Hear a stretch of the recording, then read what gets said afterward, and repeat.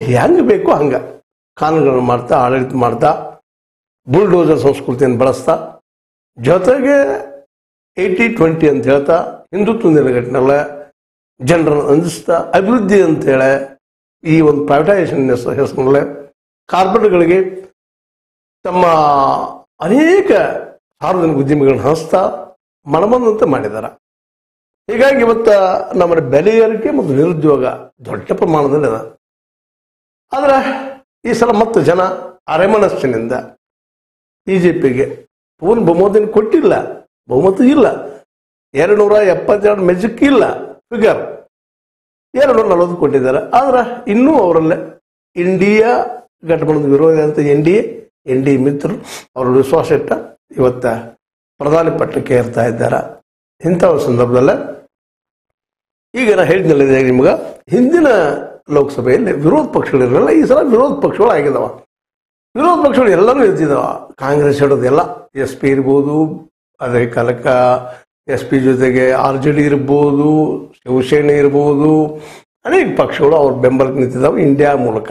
ನಮ್ಮ ಮಮತಾ ಬ್ಯಾನರ್ಜಿ ಅವರ ತೃಣಮೂಲ ಕಾಂಗ್ರೆಸ್ ಇರ್ಬೋದು, ಶರದ್ ಪವಾರರ ಈ ಒಂದು NCP ಇರ್ಬೋದು, ಇವೆಲ್ಲನೂ ಇವತ್ತ ನಾವಿದ್ದೀವಪ್ಪ ನಿಮ್ಮ ಎದುರು ಕೇಳಲಿಕ್ಕೆ ಅಂತೇಳಿ.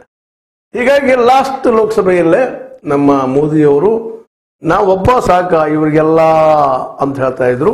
ಈ ಸಲ ಮಾತಿಗಳು ಸಾಧ್ಯ ಇಲ್ಲ, ಯಾಕಂದ್ರೆ ವಿರೋಧ ಪಕ್ಷ ಇರಲಿಲ್ಲ ಅವ್ರಿಗೆ. ಆ ಸಂದರ್ಭದಲ್ಲೇ ಈ ವಿರೋಧ ಪಕ್ಷದಾರ ಕೇಳೋರು ಬಂದಿದ್ದಾರೆ. ಇವತ್ತ ಲಾಸ್ಟ್ ಲೋಕಸಭೆಯಲ್ಲೇ ನಿಮಗೆ ಗೊತ್ತದ, ಮೋದಿ ಮತ್ತು ಅದಾನಿ ಅವರ ಸಂಬಂಧದ ಮೇಲೆ ನಮ್ಮ ರಾಹುಲ್ ಗಾಂಧಿ ಅವರು ಪ್ರಶ್ನೆ ಮಾಡಿದ್ರು, ನಿಮಗೆ ಅವ್ರಿಗೆ ಏನು ಸಂಬಂಧ, ಅವರೇ ಯಾಕೆ ಬೆಳೀತಾ ಇದ್ದಾರ, ಏನು ಮಾಡಿದಿರಿ ನೀವು, ಅವರು ಈ ಘೋಟಾಲ ಅದರಲ್ಲೂ ಹಿಂಡನ್ಬರ್ಗ್ ನಡೆದಾಗಂತೆ ಯಾವ ರೀತಿ ಲಾಸ್ ಆಯಿತು, ಏನಾಯಿತು, ಮಾರ್ಕೆಟ್ ಯಾವ ರೀತಿಯಾಗಿ ಬಿತ್ತು ಅನ್ನುವಂಥದ್ದು ಇವನ್ನೆಲ್ಲ ಪ್ರಶ್ನೆ ಮಾಡಿದಾಗ ಏನು ಸಂಬಂಧಪ್ಪ ಮೋದಾನಿ ಅಂತೇಳಿ ಟೀಕಾನು ಮಾಡಿದ್ರು.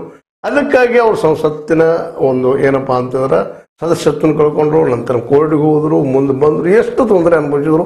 ಇದ್ದ ಮನಿಯನ್ನು ಸಹ ಸರ್ಕಾರ ಕಸ್ಕೊಂಡಿತ್ತು ಅಲ್ಲಿದ್ದ, ಮತ್ತು ಅದಕ್ಕೆ ಮನಿ ಈಗ ಅವ್ರು ಹೋಗಿಲ್ಲ ಮತ್ತೆ ಬೇರೆ. ಈ ರೀತಿಯಾಗಿ ವಿರೋಧ ಪಕ್ಷಗಳು ಇಲ್ಲದಂತಹ ಒಂದು ಏನಪ್ಪಾ ಅಂದ್ರೆ ಸಂಸತ್ತನ್ನ ತಮ್ಮ ಮನಸ್ಸಿಗೆ ಬೇಕಾದಂಗೆ ಮಾತಾಡ್ತಾ, ಅಷ್ಟೇ ಅಲ್ಲ ಸಂಸತ್ತು ದೊಡ್ಡದು ಸಂವಿಧಾನಕ್ಕಿಂತಲೂ ಅನ್ನೋಷ್ಟು ಮಟ್ಟಿಗೆ ಹೋಗ್ಬಿಟ್ರು. ಅದನ್ನು ಮಾಡಿಯೂ ತೋರಿಸಿದ್ರು ಅವರು.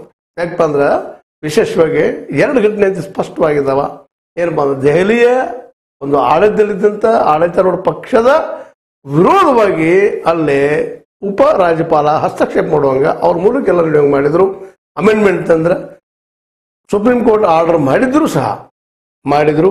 ಮತ್ತು ಅದೇ ಕಾಲಕ್ಕೆ ಇನ್ನೊಂದು ನಮ್ಮ ಚುನಾವಣಾ ಆಯೋಗದ ಈ ಒಂದು ಆಯುಕ್ತರ ಆಯ್ಕೆಯಲ್ಲೂ ಸಹಿತ ನ್ಯಾಯಾಂಗವನ್ನು ಹೊರಗಿಡುವಂತ ಒಂದು ಕಾನೂನು ಒಂದು ಅಮೆಂಡ್ಮೆಂಟ್ ಮಾಡಿ ಸಂಸತ್ತು ದೊಡ್ಡದು ಮತ್ತೊಂದು ಅಂದು ತೋರಿಸಿದ್ರು. ಅವ್ರು ಒಬ್ಬರಲ್ಲ ಇಬ್ಬರಲ್ಲ ಅನೇಕರು.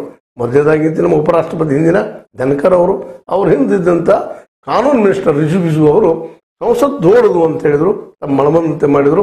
ಮತ್ತೆ ಒಂದು ಸೂಕ್ಷ್ಮವಾಗಿ ಅವ್ರ ಪಾರ್ಟಿ ಅನೇಕ MP ಗಳು, ಅದರಲ್ಲೂ ನಮಗೆ ಗೊತ್ತದೆ ಕರ್ನಾಟಕದಲ್ಲಿ ಲಾಸ್ಟ್ MP ಇದ್ದಂಥ ಮನೆಯ ಹಿಂದಿನ ಒಂದು ಲೋಕಸಭೆಯಲ್ಲಿ MP ಆಗಿದ್ದಂಥ ನಮ್ಮ ಅನಂತ್ ಕುಮಾರ್ ಹೆಗಡೆ ಅವರಂತೆ ಸ್ಪಷ್ಟವಾಗಿ ಹೇಳಿದರು, ನಾವು ಸಂವಿಧಾನ ಬದಲು ಮಾಡೋದಕ್ಕೆಲ್ಲ ಬಂದಿದ್ದೀವಿ ಅಂತೇಳಿ.